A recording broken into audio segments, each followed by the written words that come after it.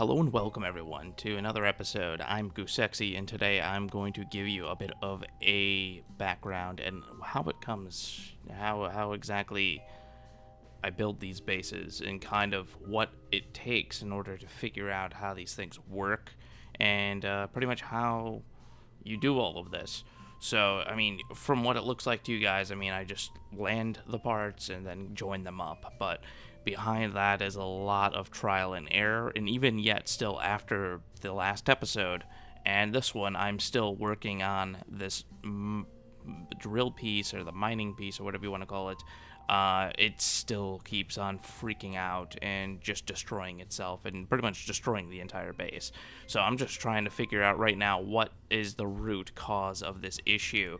Is it, parts clipping or what have you? And I'm pretty sure it is parts clipping. It's just a matter of what parts and then how I'm going to fix it.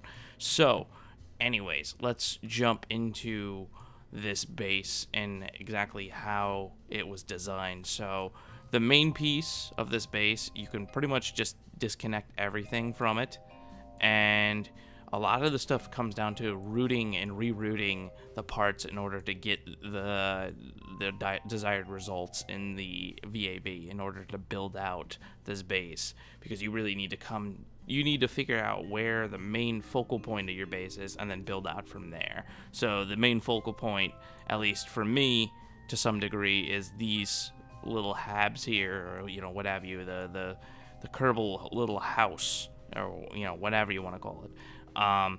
To join up these main pieces, it took some finagling, so I'm not really going to go too deep into that. Maybe another episode I will.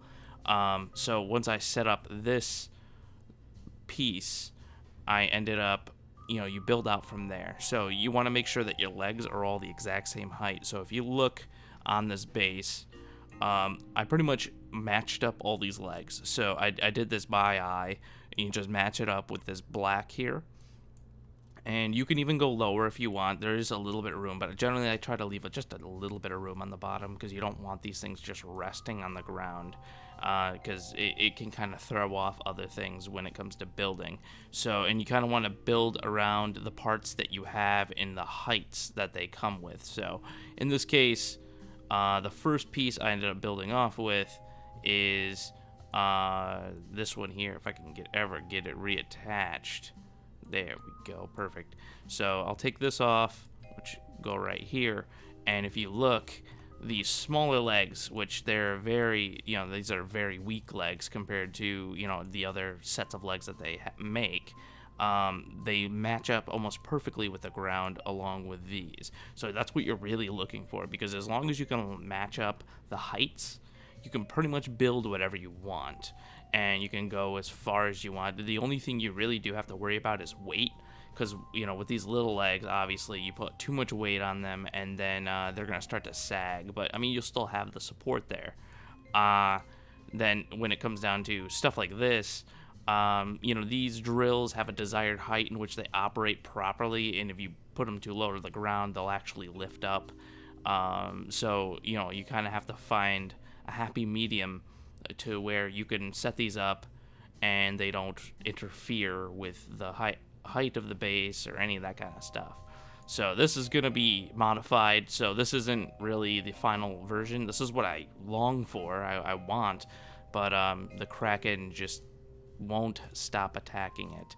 So I'm going to have to figure out something else that will have to suffice. When it comes down to this one, kind of the same thing. The one thing I will say, some of it is a bit of a guessing game, and you kind of build the design, figure out the flaws of that design, and then redesign. And that's where these bases come in. Something like this here, this is my first time trying these small legs with these huge tanks.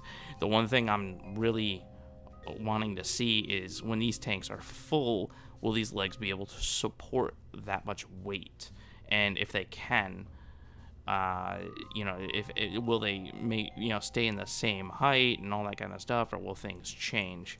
The landing pad, that's another one of my little tried and tested things. I'm pretty sure I could get away with just putting one landing, a docking port, but I feel like putting 3 makes it a little bit more of an official landing pad. It just makes it look better.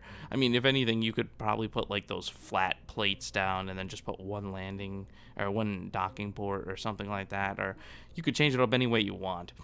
Now, there is a little fuel storage on this, but, obviously it's just a tiny bit and it's really negligible. That's mostly just to keep the right spacing for all of these, just so you can have that landing pad.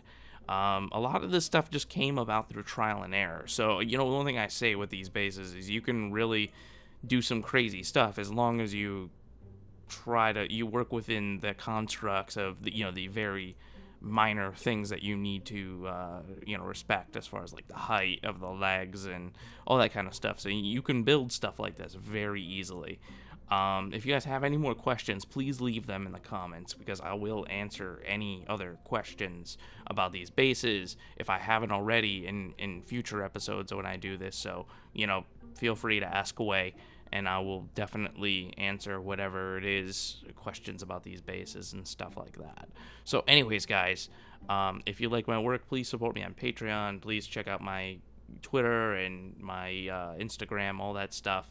And if you like what you see here, subscribe. There's always more to come. To all you new people, welcome. And I will see you next time.